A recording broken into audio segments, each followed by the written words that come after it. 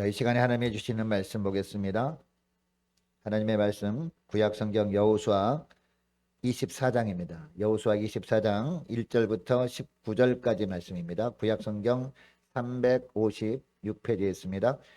여호수아 24장 1절부터 19절까지 말씀 제가 읽겠습니다.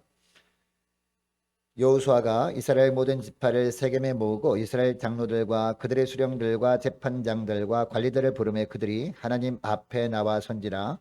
여호수아가 모든 백성에게 이르되 이스라엘의 하나님 여호와께서 이같이 말씀하시기를 옛적에 너희 조상들 곧 아브라함의 아버지 나홀의 아버지 데라가 강 저쪽에 거주하여 다른 신들을 섬겼으나 내가 너희의 조상 아브라함을 강 저쪽에서 이끌어내어 가나안 온 땅에 두루 행하게 하고 그의 씨를 번성하게 하려고 그에게 이삭을 주었으며 이삭에게는 야곱과 에서를 주었고 에서에게는 세일산을 소유로 주었으나 야곱과 그의 자손들은 애굽으로 내려갔으므로 내가 모세와 아론을 보내었고 또 애굽에 재앙을 내렸나니 곧 내가 그들 가운데 행한 것과 같고 그 후에 너희를 인도하여 내어노라.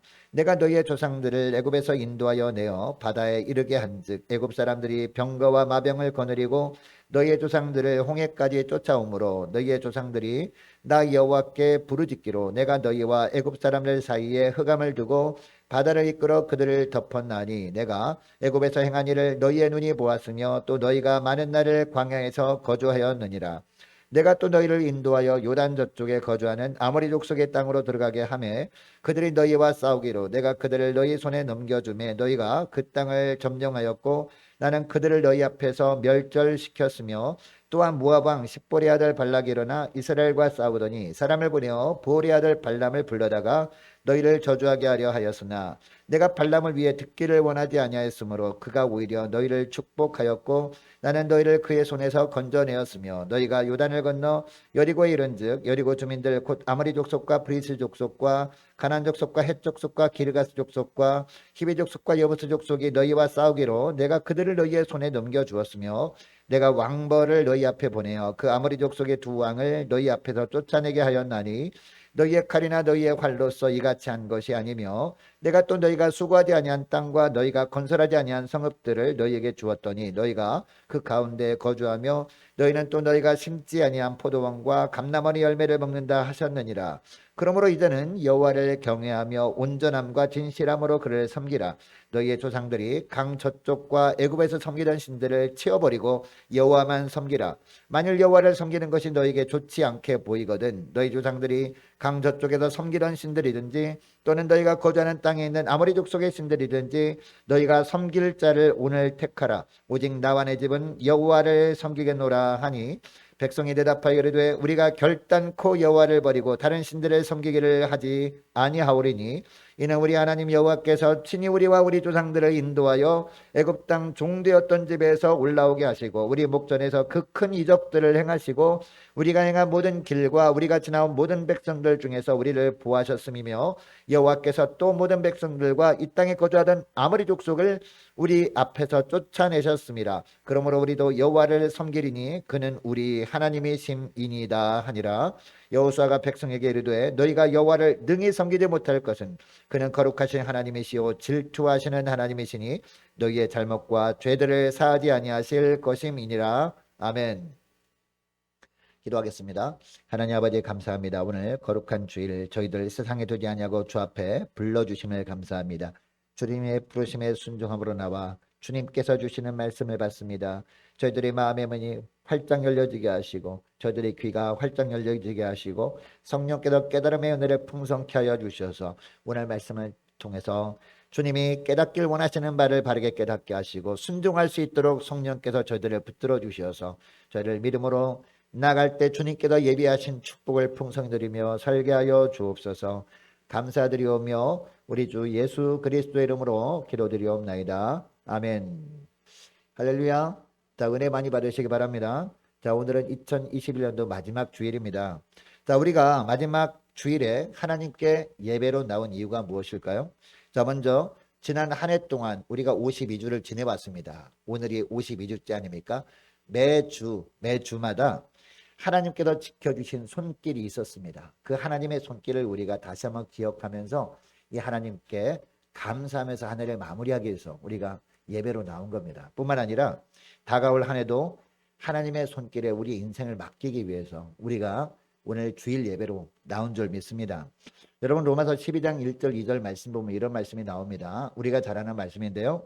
그러므로 형제들아 내가 하나님의 모든 자비하심으로 너희를 권하노니 라고 하면서 뭐라고 합니까? 너희 몸을 하나님이 기뻐하시는 산 제물로 드리라 라고 합니다.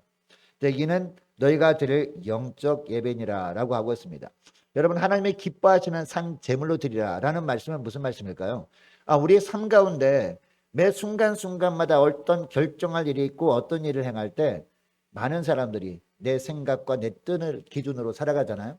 내가 원하는 대로 살기를 원한다는 겁니다. 그러나 그런 것들을 다 내려놓는 겁니다. 우리 예수 믿는 사람이라면 십자가 앞에 철저하게 내려놓고 내 생각이 아니라 주님의 뜻에 따라 사는 겁니다. 이게 쉽지 않은 일입니다. 그렇기 때문에 이렇게 살아가는 것을 산 제물이라고 표현하는 거겠죠. 왜냐? 이것이 주님께서 받으시는 영적 예배이기 때문에 우리 삶의 예배이기 때문이다라는 거죠. 자, 그리고 2절에 보니까 로마서 12장 2절에 보니까 너희는 이 세대를 본받지 말고 라고 합니다. 여러분 이 세대는 어떤 세대길래 이 세대를 본받지 말라라고 하는 걸까요? 많은 크리스찬들이요, 많은 예수 믿는 사람들이 하나님 앞에 나와 기도하고 은혜 받을 때는, 예배 드리고 은혜 받을 때는요 결단을 합니다. 하나님 이제는 내 뜻대로 살지 않고 주님의 뜻대로 살기를 원합니다. 결단합니다. 그런데 막상 살아가는 삶을 보면은 그 결단한 것들은 다 잊어버리고 내 생각대로 내 느낌대로 살아가는 경우가 많다는 거죠. 이게 이 세대라는 겁니다. 이 세대를 본받지 말라. 이 세대를 본받지 말고 어떻게 하라? 하나님이 선하시고 마음을 새롭게 함으로 변화를 받아가지고 하나님이 선하시고 하나님이 기뻐하시고 온전하신 뜻을 분별하도록 하라라는 거예요. 매 순간마다 결정할 때마다 어떤 일을 행할 때마다 어떻게 하라는 거예요? 하나님께서 어떤 결정을 하는 것을 선하다 하실까 늘 생각하라는 겁니다. 하나님께서 어떤 선택을 하며 어떤 일을 하는 것을 하나님이 기뻐하실까 늘 고민하라는 겁니다. 하나님이 온전한 뜻이 무엇인가 늘 우리가 기도하면서 우리가 세밀하게 생각해 보라는 거예요. 그래서 어떻게 하든지 내 생각과 내 뜻 내려놓고 하나님의 선하시고 기뻐하시고 온전하신 뜻대로 살아가라. 이것이 하나님께 드릴 영적 예배고 이 예배를 받으시고 우리의 삶을 주님께서 주관하시고 책임져 주신다. 이 말씀이 바로 로마서 12장 1절 2절 말씀이거든요. 여러분 아무쪼록 지난 한 해 동안 은혜의 손길로 지켜주신 우리 주님께서 2022년도도요 우리 주님께서 지켜주시고 선하게 인도하길 원하시는데요, 주님께서 기대하시는 것이 바로 이것입니다. 우리가 날마다 삶 가운데 이런 영적 예배를 하나님께 올려드리며 사는 거죠. 우리의 삶이 산제물이 되어서 철저하게 내 생각 내 뜻 내려놓고 주님의 뜻대로 살아가는 겁니다. 그때 우리 주님께서 우리의 보호막이 되어주시는 거예요. 보호막이 되어주셔서 늘 주님께서 가장 선하게 인도하시는 길로 우리를 인도해 주신다는 거죠. 근데 여러분 이 하나님, 그 하나님께서 어떤 분이시길래 이렇게 말씀하실까요? 여러분에게는 하나님이 어떤 분이십니까? 교회 와서야 조금 느껴지는 하나님 아닙니까? 교회 와서 예배 드리고 찬송하고 우리가 기도할 때는 하나님이 정말 살아계신가 보다라고 하면서 우리가 예배 드릴 때는 우리가 떠들지도 않고 우리가 예배를 잘 드리잖아요. 그런데 예배당에 나가는 순간부터는 어떻습니까? 하나님이 잘 느껴지지 않기 시작하죠. 그래서 하나님은 점점 멀리 있는 분으로 느껴집니다. 그러다 보니까 그냥 내가 원한 대로 살아가는 그런 모습으로 지내고 있지 않습니까? 간혹 성경 말씀을 대할 때마다 그 말씀 속에는 하나님이 계신 것 같아요. 그래서 그 말씀을 읽을 때, 그 말씀을 암송할 때는 은혜 받는 것처럼 생각이 되어집니다. 그런데 일상의 삶 속에는 하나님이 잘 느껴지지 않아서 여전히 그냥 내 마음대로 살아가는 모습이 있지 않느냐라는 겁니다. 근데 오늘 본문에 보니까 여호수아는 이런 우리의 모습과는 전혀 다른 삶을 살았던 것 같습니다. 자, 오늘 본문에는요 여호수아가 삶 가운데 늘 하나님을 가까이 하는 삶을 살다가 이제 죽을 때가 되었어요. 수당을 떠날 때가 되어서 사람들을 다 모읍니다. 세겜에 다 모은 다음에 마지막 유언의 말씀을 전합니다. 오늘 본문에 보면 여러분 마지막 유언하는 이야기가 뭡니까? 보통 여러분 유언하면 어떤 이야기 하겠습니까? 이런저런 이야기 하지 않겠습니까? 싸우지 말고 살아라. 그리고 뭐 남겨놓은 거 잘 나누고 살아라. 이렇게 하지 않겠습니까? 근데 여호수아는요 유언할 때 다른 이야기 하지 않습니다. 오늘 본문에 보니까 오직 나와 내 집은 누구만 섬긴다? 여호와만 섬기겠다. 이것을 마지막으로 유언하고 있습니다. 이렇게 유언하는 이유가 무엇입니까? 나와 내 집뿐만 아니라 여기 모여있는 모든 이스라엘 백성들도 다 여호와만 섬기면 정말 좋겠다. 이게 간절한 소원이다. 이런 이야기를 한 거죠. 여러분, 여호수아가 인생의 마지막 순간에 다른 이야기보다도 특별히 이런 고백을 할 수 있었던 이유가 뭘까요? 자, 오늘 본문에 보면 세 가지로 알 수 있는데요. 첫째로 하나님의 행하신 일들을 자기가 직접 보았기 때문이에요. 자, 7절 말씀 보시기 바랍니다. 자, 7절 말씀 보니까 너희의 조상들이 나 여호와께 부르짖기로 내가 너희와 애굽 사람들 사이에 흑암을 두고 바다를 이끌어 그들을 덮었나니 내가 애굽에서 행한 일을 너희의 눈이 보았으며 또 너희가 많은 날을 광야에서 거주하였느니라 라고 하고 있습니다. 하나님께서 자기에게 내가 행한 일을 너희가 보지 않았느냐 라고 말씀하셨다라고 백성들에게 이야기를 하고 있는 겁니다. 여러분, 여기에 보니까 보다라는 단어가 나옵니다. 이 보다라는 단어는요, 이 여호수아서에 이 24장에만 나오는 것이 아니라 22장에도 나오고 23장에도 나오고 24장에도 계속 연달아 3번 반복해서 나옵니다. 자, 특별히 23장 4절 말씀을 보면 제가 읽어드리면요, 보라, 내가 요단에서부터 해지는 쪽 대해까지 남아있는 나라들과 이미 멸한 모든 나라를 내가 너희를 위해서 제비 뽑아 너희의 지파에게 기업이 되게 하였느니라 라고 하고 있습니다. 여기 맨 처음에 나온 단어가 뭐예요? 보라라는 단어죠. 보다라는 단어가 24장에 나오고 23장에 또 나오고 있죠. 자, 특별히 너희 눈으로 볼 수 있도록 하나님께서 일하고 계신다라는 것을 23장에서 이미 말씀하고 있는 겁니다. 특별히 또 23장 13절 말씀에 보니까 어떤 단어가 나오느냐, 확실히 알라라는 단어가 나오거든요. 그런데 이 알다라는 단어와 같은 단어예요. 원어로 보면. 즉 여호수아는 자기가 확실히 알 수 있도록 하나님께서 하나님의 역사를 보여주셨기 때문에, 그것을 보았기 때문에 이런 고백을 할 수 있었던 거예요. 아, 나와 내 집은 여호와만 섬기겠노라, 이렇게 고백할 수 있었던 겁니다. 자, 오늘 말씀을 대하면서 이렇게 생각하는 분들이 간혹 있을 수 있습니다. 아니, 여호수아는 직접 하나님이 하신 일을 눈으로 보았기 때문에 이런 고백을 할 수 있었지만 그때 일은 지금부터 3500년 전의 일이 아닌가, 예수님이 오시기도 한참 전에 기원전 얘기 아닌가, 3500년 전에 이루어진 일인데 나와 무슨 상관이냐, 지금 살고 있는 나와 상관이 없지 않느냐라고 생각할 수 있습니다. 근데 여러분, 3절 말씀해 보면요, 하나님께서 이 아브라함을 이 가나안 땅으로 이끌어와서 이삭을 주셨다라는 말씀이 나오죠. 자, 그리고 4절을 보니까 이삭에게는 또 누구를 줬다? 에서와 야곱을 주셨다라고 하고 있습니다. 옛날 일을 지금 여호수아는 회상하면서 이야기를 하고 있습니다. 그런데 7절 말씀 보니까, 우리가 조금 전에 읽었던 7절 말씀 보니까 처음에 주어는 누굽니까? 주어는요, 너희 조상들이 주어예요. 7절 말씀 보면. 근데 쭉 7절 말씀을 읽다 보면 맨 마지막에 보면 주어가 바뀌어요. 너희로 주어가 바뀌고 있는 것을 보게 됩니다. 물론 역사적인 간격을 볼 때요, 이것은 여호수아가 이 말을 하기 정말 오래전에 있었던 일입니다. 이 가나안 전쟁 한참 이전이죠. 가나안 전쟁 이전에는 광야에서 몇 년 동안 지냈어요? 40년 동안 지냈잖아요. 그 이전 일을 다시 회상하면서 이 말씀을 전하고 있는 겁니다. 그런데 지금 여호수아의 이야기를 듣고 있는 사람들은요, 어떤 사람들이에요? 여러분, 여호수아와 갈렙이 12명이 정탐꾼 중에 일원이 되어가지고 40일 동안 정탐했던 이야기 다 알고 있지 않습니까? 여호수아와 갈렙은 긍정적인 보고를 했기 때문에 살아남았지만 부정적인 보고를 냈고 거기 동참한 사람은 어떻게 됐어요? 광야에서 다 죽었어요. 광야에서 다 죽은 다음에 그 후대 자손들이 이제 가나안 땅에 들어오게 된 거거든요. 그러니까 이 이야기를 들은 사람은 어떤 사람들이에요? 부모 세대, 그리고 할아버지 세대로부터 이런 이야기를 계속 듣고 자란 후세대들이라는 거죠. 그러니까 너희 조상들이라고 했다가 너희들이라고 하나님께서 말씀하셔도 그들은 충분히 이해할 수 있었을 겁니다. 그런데 그때로부터 무려 3500년 이후의 세대를 우리는 살아가고 있잖아요. 그리고 이 구절에 나오는 조상들도 우리 족보에 나오는 혈통적 조상들이 아니잖아요. 단순히 그냥 이스라엘 백성들의 조상 아닙니까? 그렇다면 이 이야기가 우리와 무슨 관계가 있다고 오늘 우리에게 이스라엘 조상들 이야기를 하는 것일까? 우리가 생각할 수 있겠죠. 그러나 우리와 관계가 있습니까? 없습니까? 우리와 밀접한 관계가 있습니다. 왜냐? 우리의 믿음의 조상들 이야기이기 때문이에요.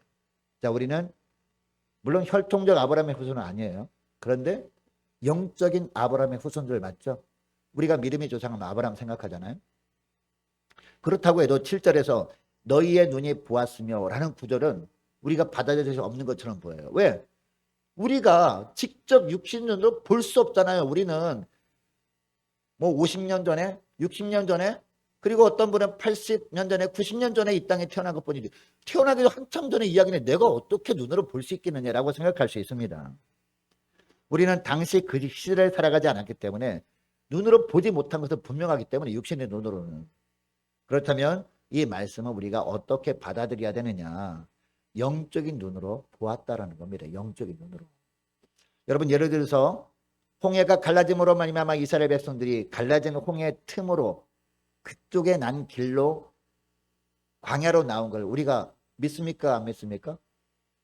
보았습니까? 보지 않았잖아요. 그런데도 불구하고 우리가 믿습니다. 어떻게 해요?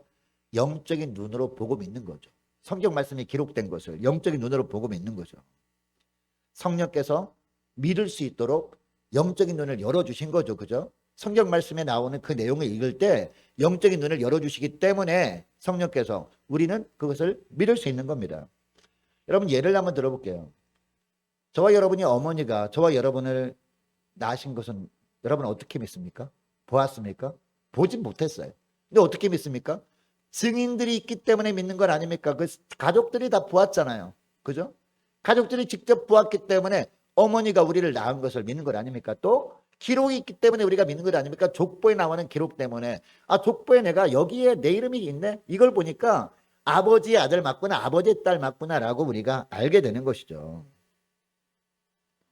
여러분 우리가 성경에 나오는 여러 가지 사건들에 대해서도 믿는 것도 마찬가지 원리라고 생각됩니다. 단순히 육신의 눈으로 보았기 때문에 성경에 나오는 이런 사건들을 믿을 수 있는 것이 아니죠.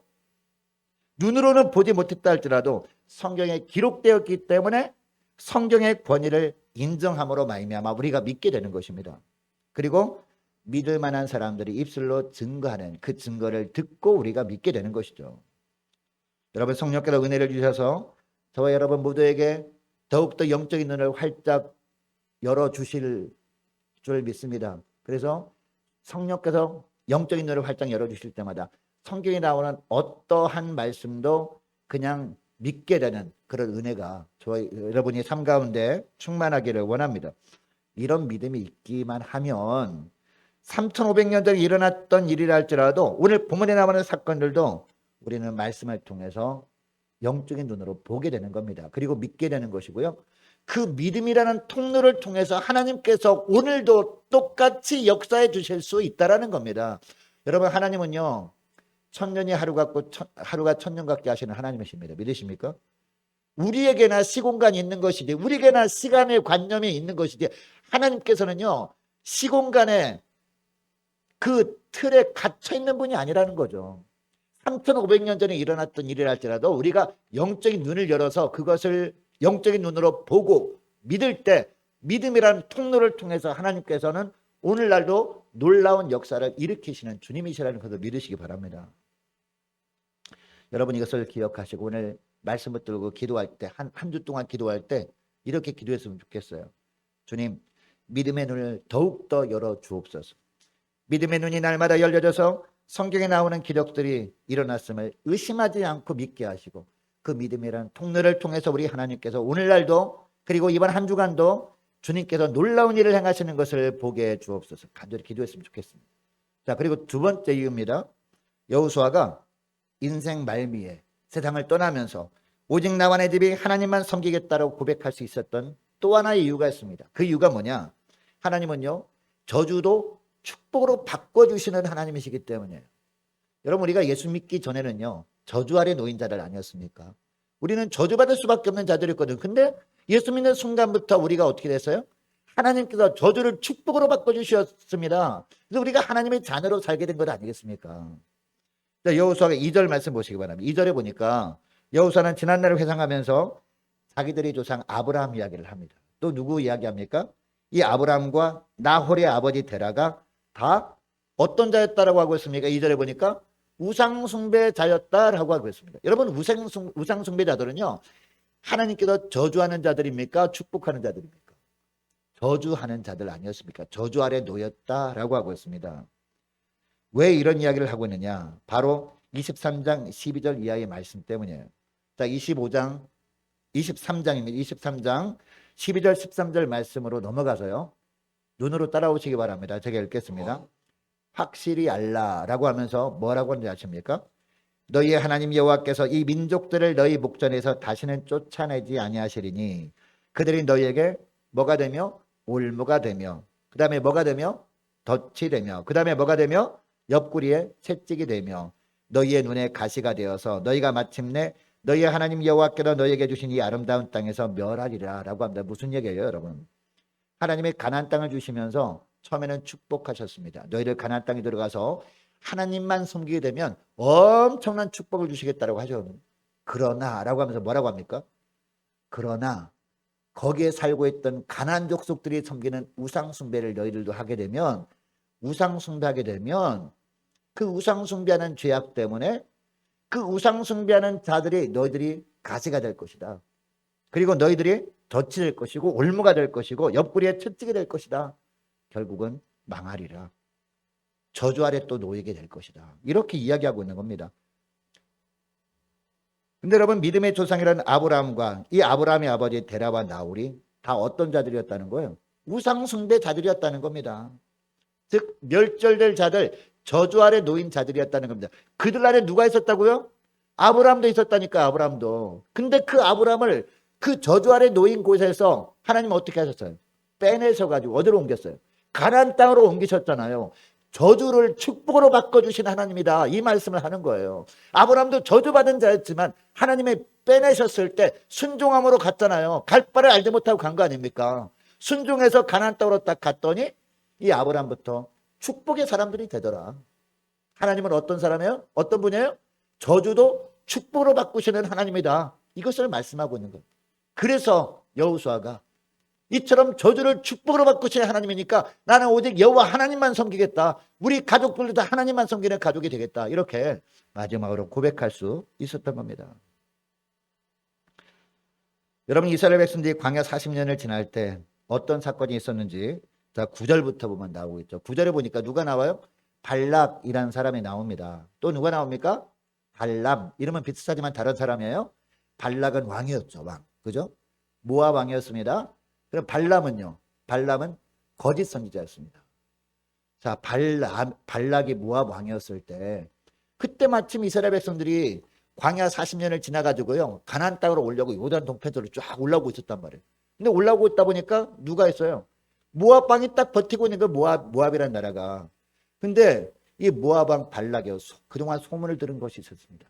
지금 올라오고 있는 이스라엘 백성들이요. 보통 백성들이 아니라는 거예요. 물론 겉으로 볼 때는 허술하게 보였습니다. 무장도 하나도 되지 않았죠. 그리고 거기에 아이들도 있었고 늙은 사람도 있었고 병든 자도 있었고 하다 보니까 그냥 쉽게 이길 수 있을 것처럼 보였는데 그들이 어떤 민족이라는 거예요? 하나님을 섬기는 민족이었다는 거죠.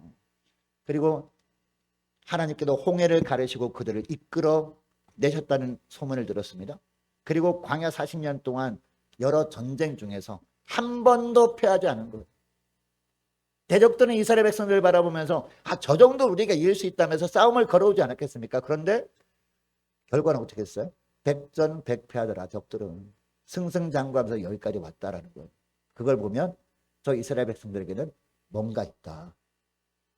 우리가 싸워도 이길 수 없을지도 모른다. 이런 생각 때문에 겁이 덜컥 난 거예요. 그래서 여러분 이 발락 왕이 어떤 수를 씁니까? 그러면 이 거짓 선지자 발람을 돈으로 회유해가지고 거짓 선지자 발람이 저주하도록 하면 이처럼 우상이 그 저주가 그들에게 그대로 임하게 하면 우리가 승리할 수 있겠구나 라고 여긴 거예요. 그래서 어떻게 합니까? 거짓 선지자 발람을요 돈으로 회유합니다. 그것도 엄청난 돈을 주고 사잖아요. 저주해달라고. 결국 어떻게 되죠 여러분? 오늘 본문에 보니까 결국 어떻게 됐어요?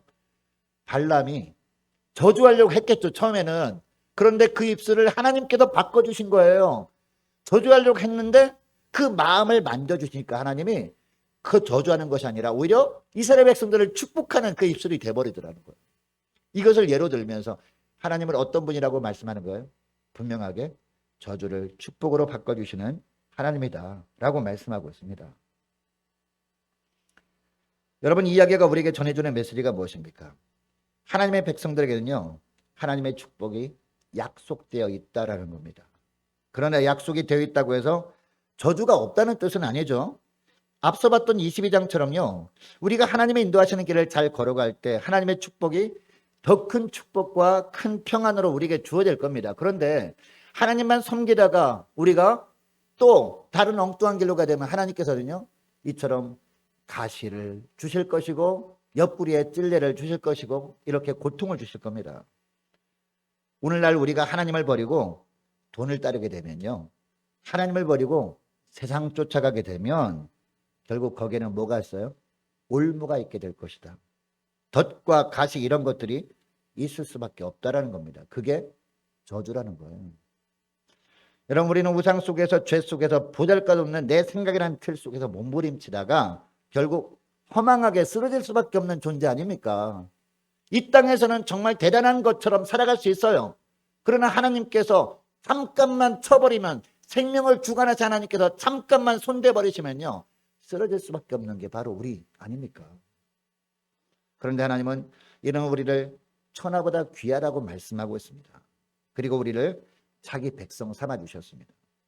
우리가 하나님의 자녀가 됨으로 우리의 모든 저주가 하나님의 축복으로 바뀌어질 수 있는 이런 놀라운 길을 주님께서 열어주셨다는 겁니다. 여러분, 그렇다고 내가 그러면 지금 예수 믿고 있으니까 하나님의 축복은 영원하겠구나, 그러면 대충 살아도 되겠구나 라고 여길 수 있습니까? 그렇지 않다라고 여호수아를 통해서 하나님은 오늘 본문에서 말씀하고 있습니다.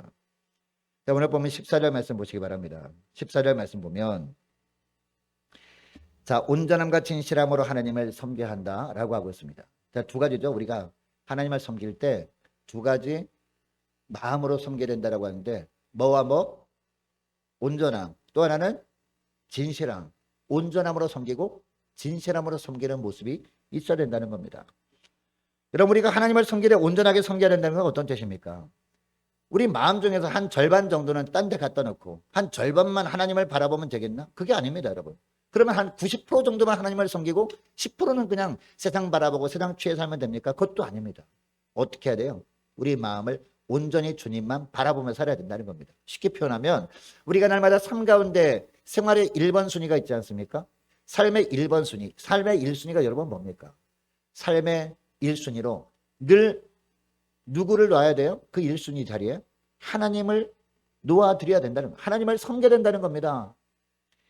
가장 먼저 주 앞에 나 엎드려 기도해야 된다는 거예요. 가장 먼저 하나님께 나와 기도함으로 예배드림으로 하루하루를 시작할 때 주님께서 그것을 뭐로 보세요? 온전하게 주님을 섬기는 자구나 라고 여겨주신다는 거죠. 그리고 진실함으로 하나님을 섬기라라고 하고 있습니다. 여러분, 왜 우리가 진실함으로 하나님을 섬겨야 되느냐?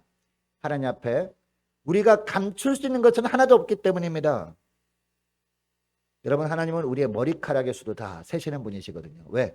머리카락을 주님이 다 만드셨기 때문에, 하나님이 다 설계해 놓으신 대로 이 머리카락이 자라는 것이기 때문에 다 하나님은 다 세십니다. 심지어는요, 이 우주 만물까지도 하나님은 전부 다 아십니다.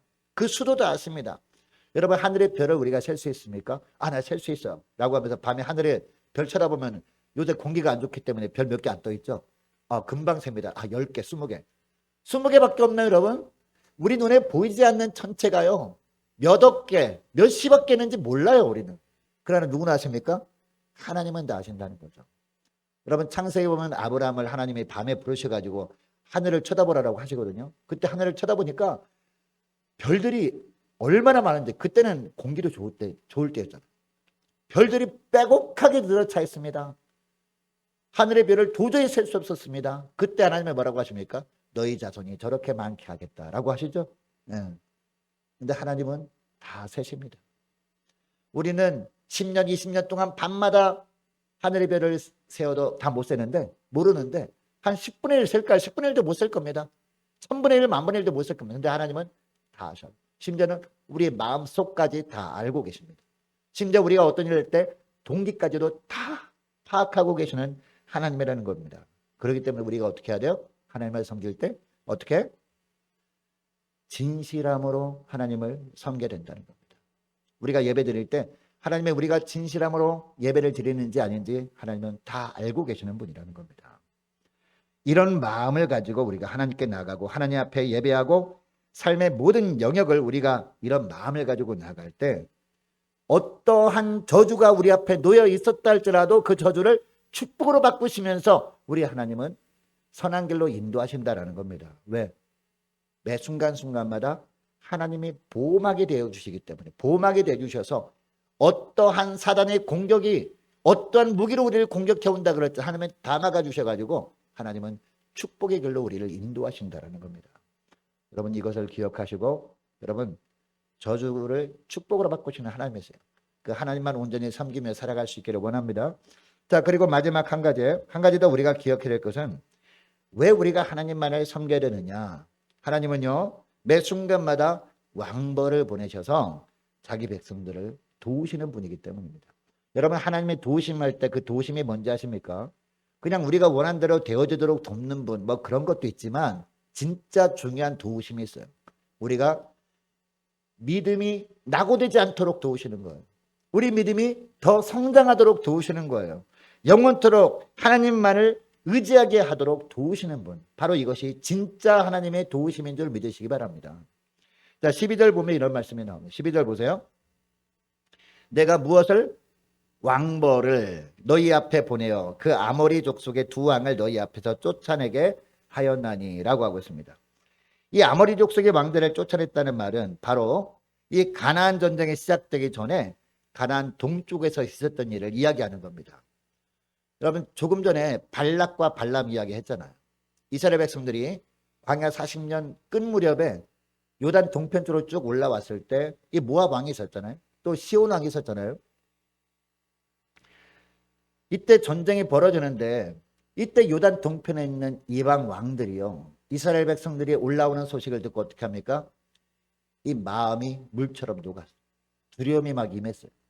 그게 왕벌이라는 거예요. 다른 그냥 왕벌 때를 그냥 왕창 보내가지고 그냥 물려가지고 공포에 떨게 하는 것이 아니라 먼저 그런 소문을 듣게 하시고 그 마음에 두려움을 주신 거, 이게 바로 왕벌을 먼저 보내셨다라는 겁니다. 여러분 상대방하고 싸울 때요 상대방이 그냥 두려움에 젖어서 막 오금에 저리면 싸우나 마나 하지 않습니까? 상대방이 아무리 힘세 보여도요 그 상대방이 나를 바라보면서 기가 팍 꺾이면요 싸워보나 안 하거든요. 싸우기 전에 승리해놓고 싸우는 거예요. 그런 싸움을 그동안 싸워왔다는 겁니다. 여러분 이스라엘 백성들이 요단 동편 싸움만 그렇게 싸웠을까요? 요단강을 건넌 다음에도 마찬가지죠. 여러분 요단강을 건너기 전에 두 명의 정탐꾼을 어디로 보내요? 여리고성으로 보내잖아요. 여리고성으로 보낼 때 이 정탐꾼이 가보니까 어떤 소문을 듣게 된 거예요? 이 여리고 기생 라합을 통해서 어떤 소문을 듣게 됐어요? 당신들이 오기 전부터 우리는 이 마음이 물처럼 녹아 있었다. 이런 소문 들었다. 이런 소문을 듣자마자 우리가 전의를 상실했다. 그런 이야기를 듣는 것 아니겠습니까? 여러분 하나님이 먼저 뭘 보내신 거예요? 왕벌을 보내신 거예요. 왕벌을 보내심으로 말미암아 하나님의 존재를 알게 한 거예요. 하나님의 어떤 분인가를 알게 한 겁니다. 여러분 그 이야기를 딱 들었을 때 이 두 정탐꾼은 어떤 마음에 들었을까요? 야, 우리가 섬기는 하나님은 대단하신 하나님이구나.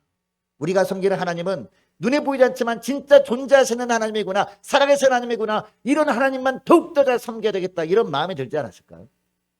하나님이 보내시는 왕벌이 바로 그겁니다. 우리 눈에 보이는 그런 벌레 왕벌이 아니라 바로 그겁니다, 여러분. 여러분 오늘날도 마찬가지입니다. 자, 오늘날도 하나님께서 다양한 모습의 왕벌을 계속해서 우리를 위해서 보내심으로 말미암아 우리를 깨닫게 하시는 경우가 많습니다. 자, 우리가 이 세상에서 하나님의 사람으로 더욱더 잘 살아가도록 하기 위해서 다양한 왕벌을 보내시기도 하신다는 겁니다. 우리 하나님께서. 간혹 하나님은 우리에게 여러 왕벌을 보내셔서 가르침을 주실 때가 있는데요.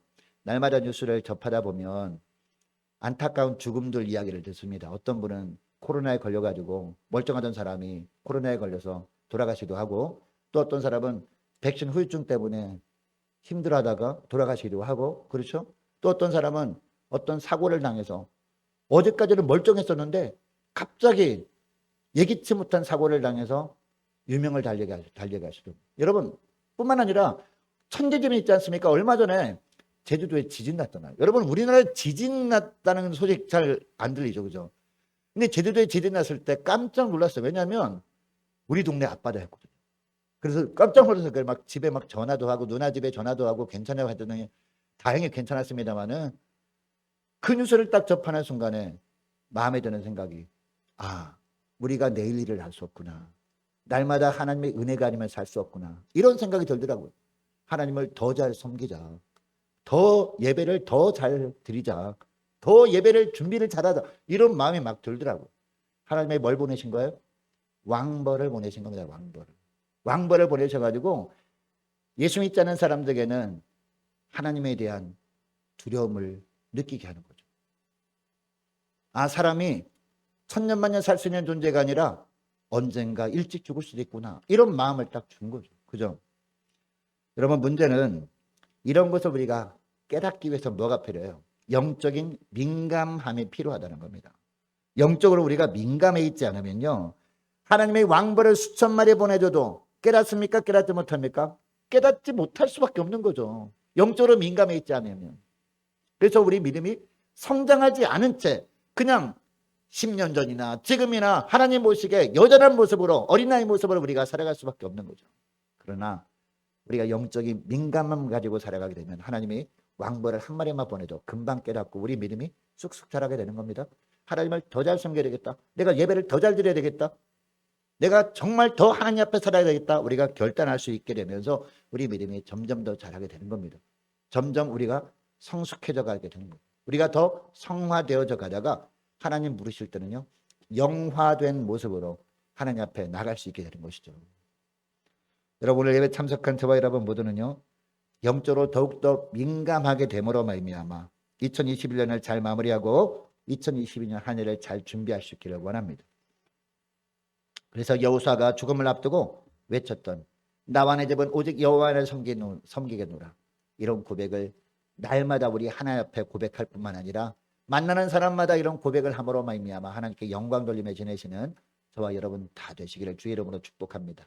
기도하겠습니다. 하나님 아버지 감사합니다. 우리 주님께서 지난 한 해 동안 힘들 때마다 하나님께서 함께 하심을 보고 느끼고 살게 하셨음을 고백합니다. 앞으로도 더욱 믿음의 눈을 열어 하나님께서 역사 속에서 행하신 위대한 일들을 의심 없이 믿게 하시고 매 순간마다 하나님께서 동행해 주시고 나를 위해 일하고 계심을 분명히 보며 하나님께 영광 돌리며 지내게 하여 주옵소서. 또한 하나님은 저주를 축복으로 바꾸시는 전능하신 하나님이심을 기억하고 더욱더 하나님만 바르게 섬기며 살 때 삶의 여정 내내 어떤 부정적으로 보이는 일들도 긍정적인 결과로 바꾸시는 주님의 은혜를 체험하며 살게 하여 주옵소서.